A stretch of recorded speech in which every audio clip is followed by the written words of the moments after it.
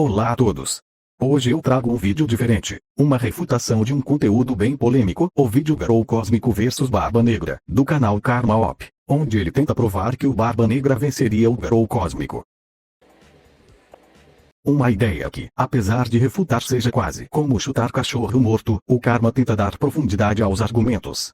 E no fim, ou ele acaba convencendo quem não conhece bem One Piece, ou deixa quem discorda meio travado, numa posição em que, pelo bom senso, a pessoa sabe que o Barba Negra não tem chance contra o Garou, mas não consegue rebater os argumentos tendenciosos que ele apresenta, no caso, sofismas e pseudo-intelectualismo da obra de One Piece que não logicamente se sustentam. Bem, com tudo explicado, vamos agora para o vídeo.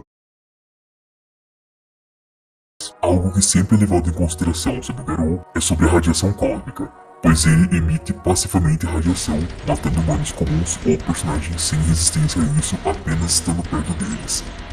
Apesar disso, personagens de One Piece já demonstraram altos níveis de resistência à radiação, e um bom exemplo disso ocorre em Skypiea, onde Luffy, Zoro, entre outros personagens, existem a raios. Apesar do que muitos pensam, raios naturais emitem diversos tipos de radiação, porém, geralmente, não são prejudiciais, pois a descarga elétrica dura apenas uma fração de segundo, e não é tempo de exposição o suficiente para a radiação afetar os humanos. Mas no caso do Enel, as descargas elétricas dele duram por vários segundos, e muitos personagens poderão resistir a isso. Bom, como vimos, o Karma começa o vídeo dizendo que, já que vários personagens de One Piece conseguem sobreviver aos longos raios do Enel, então eles teriam resistência à radiação. Mas esse argumento não poderia estar mais errado. Afinal, o tempo de contato com os raios do Enel se mostram como apenas um recurso visual e artístico, usado para dar impacto às cenas e tornar a obra mais expressiva conforme a necessidade do momento. Isso fica evidente quando, independentemente da duração mostrada, os raios sempre causam o mesmo tipo de aquecimento e eletrocução nos alvos, mantendo assim uma magnitude semelhante. E isso não é por acaso. Se One Piece seguisse ao pé da letra todas as regras científicas de cada coisa do nosso mundo, a lógica da trama entraria em um verdadeiro colapso.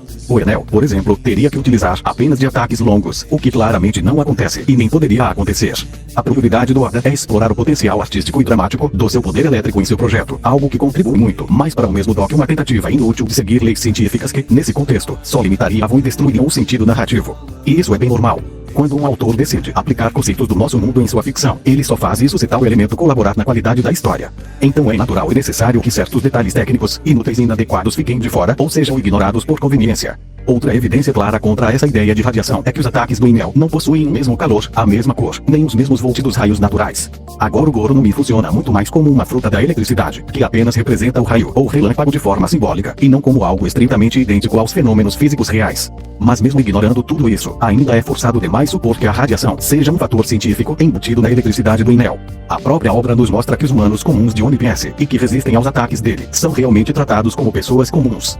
E isso não se limita à fala do próprio Enel, quando ele afirma que o relâmpago está além do alcance dos humanos, conectando simbolicamente o seu poder ao conceito divino que temos na vida real. Também vemos isso em várias outras referências do mundo real no universo da obra, como o fato de 100 graus ser uma temperatura ainda considerada extrema, ou os danos causados por balas e lâminas seguirem parâmetros reconhecíveis para o leitor. Tudo isso existe para que o público se identifique e compreenda o universo de One Piece. Ou seja, está mais do que claro que os raios do Enel só parecem durar muito tempo para criar impacto visual nas cenas. Não dá nem para afirmar com certeza que eles realmente duram tudo aquilo dentro da lógica interna do universo. Se fôssemos seguir esse tipo de lógica à risca, nenhum personagem de ficção pareceria mais rápido que a luz, ou mesmo que o som, já que seus movimentos também não ocorrem de forma instantânea. Fora também o fato de que, de todo modo, personagem algum do verso de One Piece mostra realmente ficar de pé frente aos supostos longos, também supostos raios do Enel. O mais perto disso foi o Luffy, que adivinhem, mesmo sendo de borracha e borracha não sendo imune a calor, o Luffy claramente era. Ou seja, não dá nem pra usar Luffy como exemplo de personagem que fica de pé frente à suposta radiação dos supostos raios do Enel, como o Karma tentou usar de exemplo. Essa resistência à radiação e ao calor dos raios, demonstrada pelos personagens de One Piece, deriva de um hack chamado evolução reativa. No One Piece, a evolução reativa é associada com a força de vontade, que permite superar diversos hacks, como manipulação da loucura, manipulação de mente. Nesse caso, a radiação, e um caso bem especial, é como o Luffy demonstrou contra o Crocodile. Recebendo o efeito de um veneno que mataria ele, tiraria seus sentidos. Porém, mesmo assim, o Luffy conseguiu se adaptar ao veneno e continuar lutando até o fim, sem morrer. Como esse é algo que deriva da força de vontade, usuários de Haki conseguem alcançar níveis ainda maiores de evolução reativa, como por exemplo, personagens sendo capazes de manipular a própria alma e trazê-la de volta ao corpo através da força de vontade e continuar vivo. Como conclusão, Tite poderia já ter uma resistência à radiação naturalmente, porém, Mesmo se a radiação do Garou se mostrasse superior, ele conseguiria se adaptar em pouco tempo a ela e continuar lutando. Uma pena que isso mais refuta o seu ponto do que o sustenta. Se de fato tal suposta resistência radioativa vem da evolução reativa, ou seja, vem da escolha do Oda em fazer os personagens superar seus limites ao leitor, porque tal detalhe não foi notado nem em citações como as que você mostrou, ou nem mesmo na prática, com personagem algum que recebeu os raios do Enel se mostrando prejudicado sequer 1% com a radiação.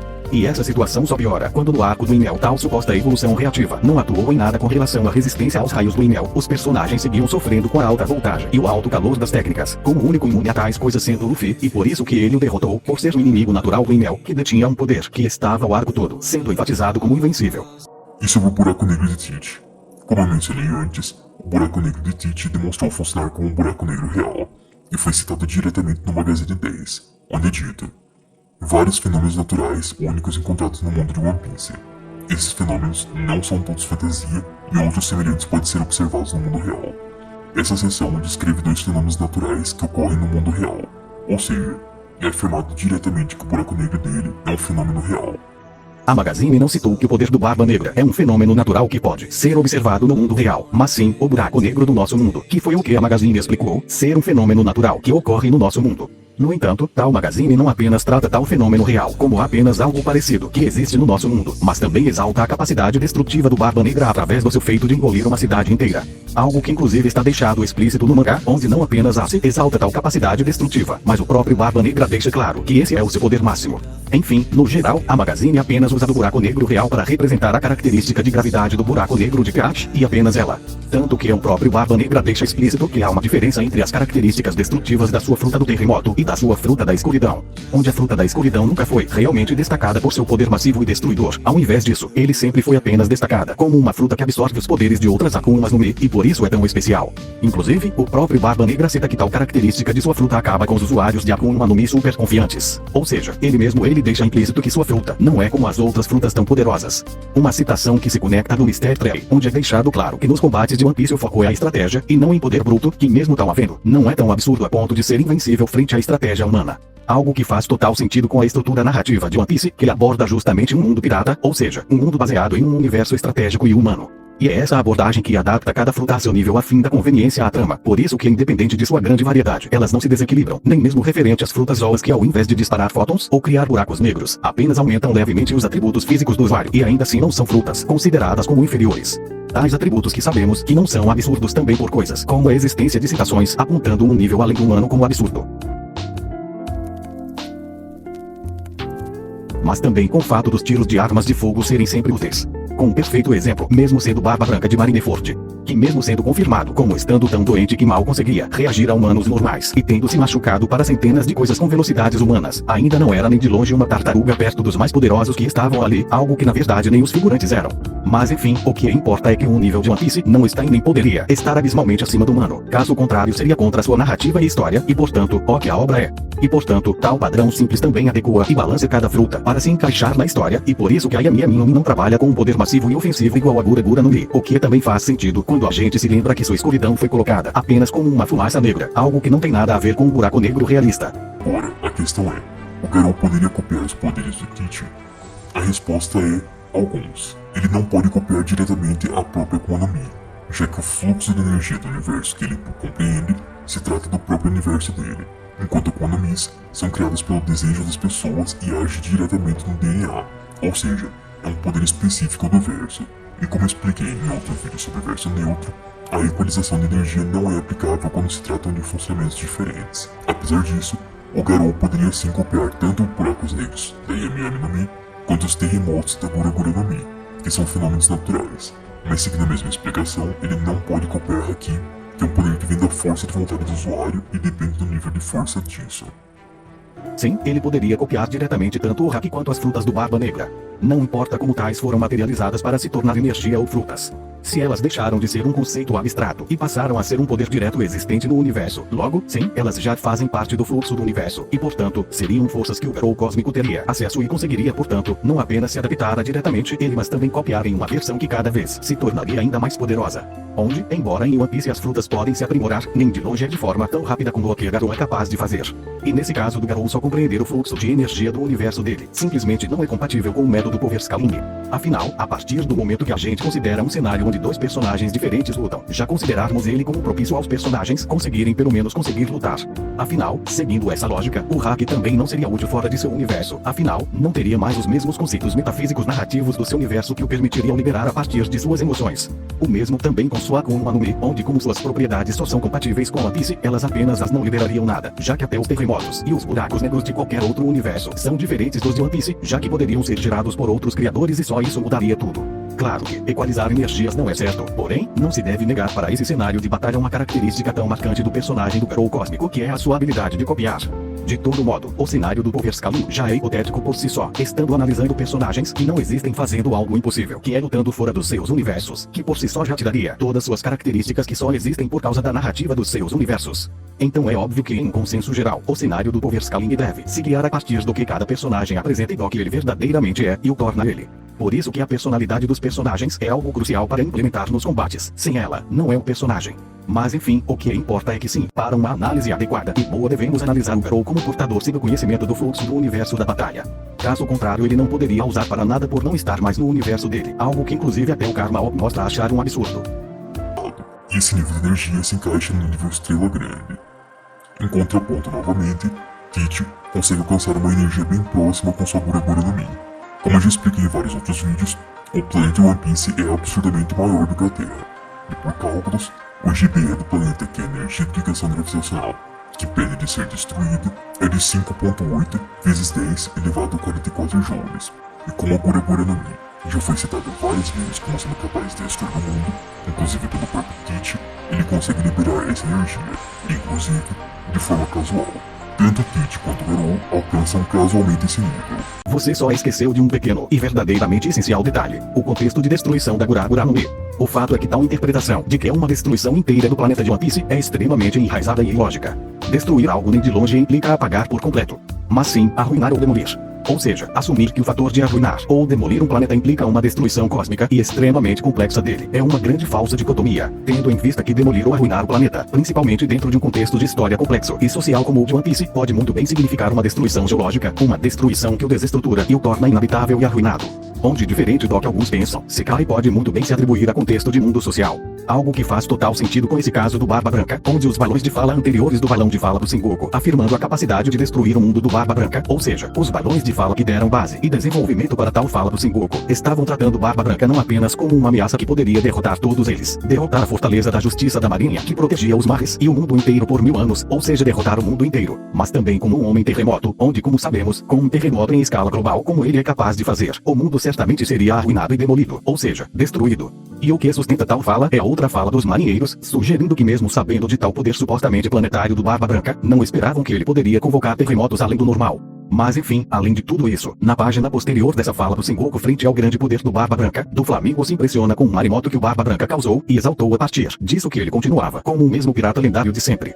Fora momentos como Barba Branca colapsando a ilha inteira de Marineford, algo que também estava sendo usado para mostrar o poder do Barba Branca, que nem de longe era um poder planetário que apagaria por completo o planeta Terra. E mesmo que você negue isso, temos o próprio Barba Negra logo após citando que após comer a fruta sente que é capaz de destruir o mundo todo, citando que irá começar afundando Marineford por inteira, deixando assim claro que a destruição global que ele estava se referindo tinha o sentido apenas de arruinar e derrubar.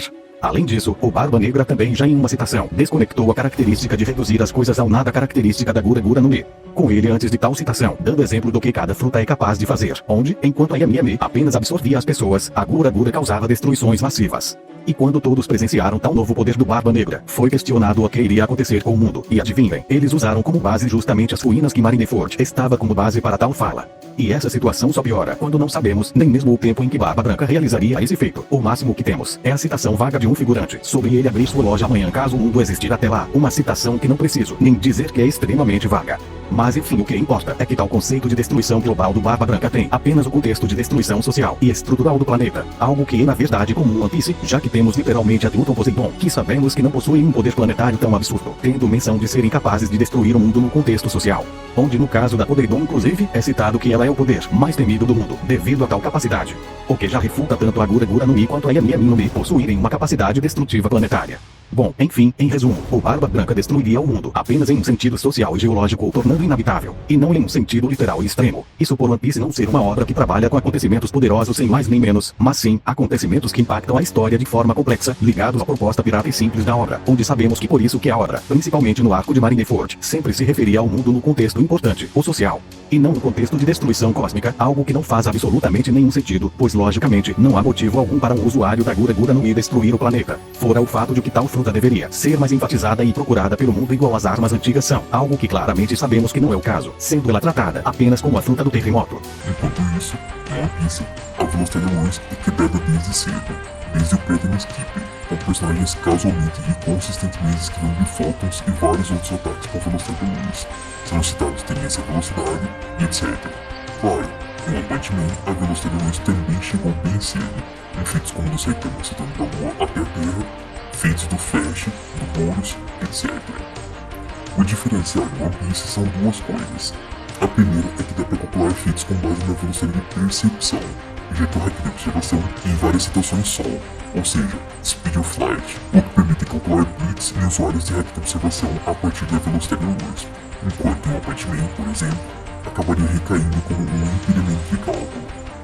Mesmo sendo Photons, os ataques do Fox claramente não foram feitos para possuir a velocidade da luz do nosso mundo. Fox era um personagem com a narrativa de ser um trapaceiro e um covarde. Não faz o menor sentido ele trapacear possuindo ataques a essa velocidade, ainda mais com trapaças como flechas, máquinas de socos de boxe e explosões. Explosões essas que ocorrem em milésimos de segundos e que ele não pôde fazer nada. Bem diferente do Luffy, que quando desviou da mesma, recebeu uma grande e bem desenvolvida enfatização. Bem diferente de quando ele desviava dos raios de Photons do Fox, algo que absolutamente ninguém se impressionava.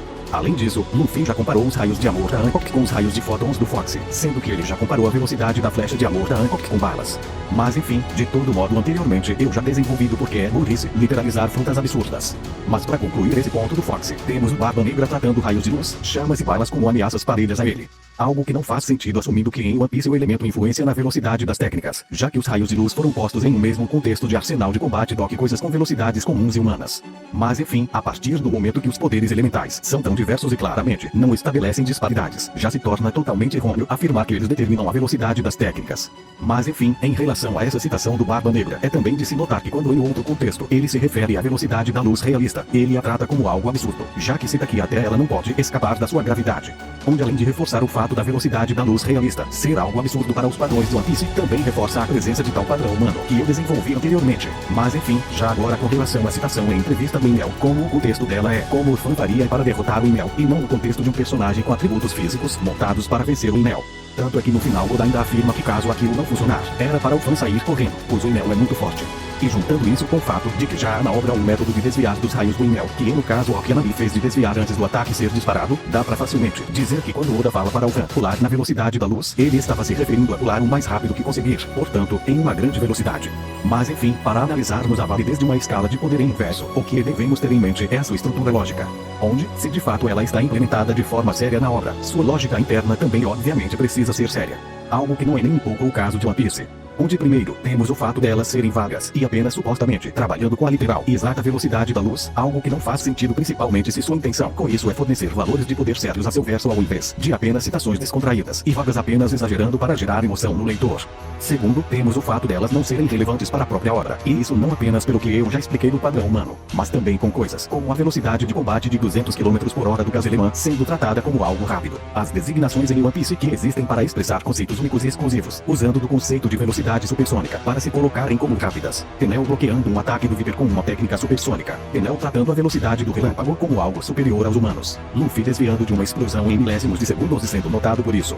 E principalmente, o Kizaru, que trata um chute na velocidade da luz como algo que só supostamente ele possui, e falo supostamente, porque até no caso do Kizaru fica claro que aquela fala estava lá para aproveitar do fato dele ter o poder da luz e ser como um almirante uma presença muito superior a todos que estavam ali. Onde na prática tal chute simplesmente foi acompanhado tanto pelo Hawkins, quanto também por sua tripulação de figurantes, o que também ocorreu com figurantes da marinha e com todos do arco de Sabaody, o que realmente nos faz questionar se de fato tal conceito era literal e sério, ainda mais quando tal que devia ser tão especial característica de velocidade da luz dele nunca foi destacada, onde ao invés disso a característica de ofuscamento, ou seja da luz chegar antes do ataque, era notada e com ênfase. Mas o que era notado, e ainda com mais ênfase, era seu título de almirante, onde ao invés do Kizaru ser temido pela sua velocidade da luz, ele só era temido por ser um almirante. Também temos o fato dele já ter apostado corrida com uma bala de canhão e ter empatado. O fato de raios de luz de contos de fada usados de exemplo para explicar seus raios de luz. Bom, enfim, o que importa é que a velocidade da luz é extremamente incompatível com o verso One Piece, bem diferente do verso One Punch Man, que de fato tem uma narrativa poderosa. Não tem o que fazer. Alguns acham que o Saitama e Garou destruíram estrelas na colisão de socos deles, mas existem muitas evidências do oposto, como eu já expliquei em outro vídeo, mas ainda vou dar uma resumida.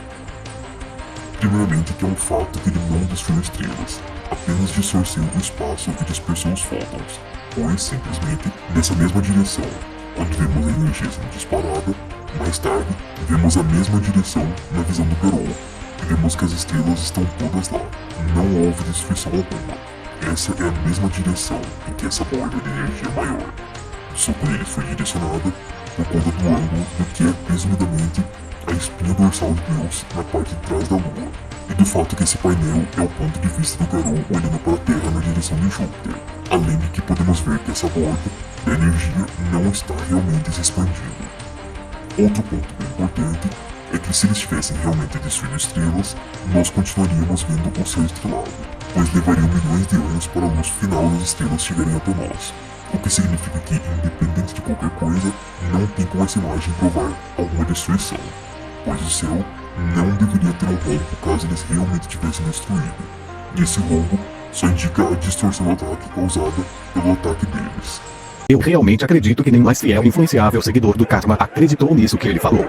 Mas enfim, o que importa é que todo o contexto da troca de soco sério do Garou e do Saitama nos levam a assumir que houve destruição ao invés de apenas a ridícula dispersão de fótons que Karma propôs. Toda aquela situação envolvia um impacto poderoso que seria redirecionado para outro canto do universo, e juntando isso com o fato da obra de One Punch Man sempre trabalhar com feitos de destruições absurdos nesses tipos de momentos, principalmente quando se trata de um soco sério da vida, em prol de justamente enfatizar o quão poderoso algo é além de apenas uma citação, se torna extremamente ridículo assumir que tal rombo no espaço do Garou e Saitama tiveram apenas o contexto de dispersar fótons, algo que se torna ainda mais ridículo quando não apenas tal página apresenta no rombo a onomatopeia katakana, que significa um som grave, e continuo que representa energia intensa, pressão ou vibração poderosa, mas também se torna ainda mais ridículo quando Murata nem mesmo deu a entender tal interpretação do Karma, algo que nesse contexto sim é muito importante, pois se fosse esse o caso, fato é que mais de 99% do público não compreenderia a informação oculta que ele deixou e concluiria o óbvio: as estrelas foram destruídas. E no fim, você realmente acha que mesmo o Murata, sabendo que sua ilustração passaria desinformação para 99% do público, ele ainda deixaria?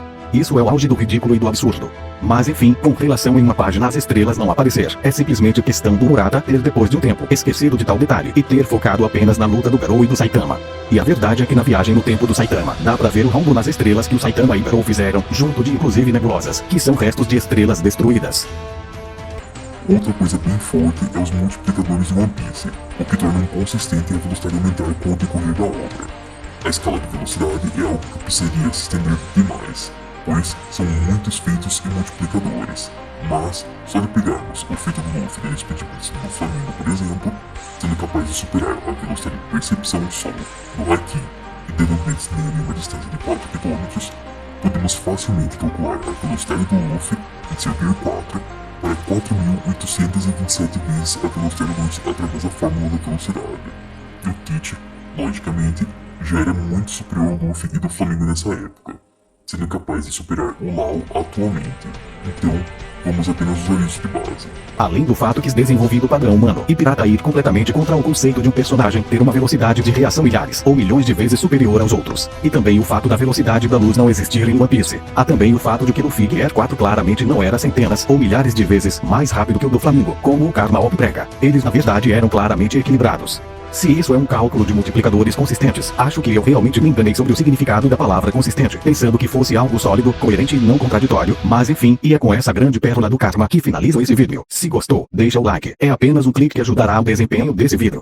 Bom, é isso, até breve.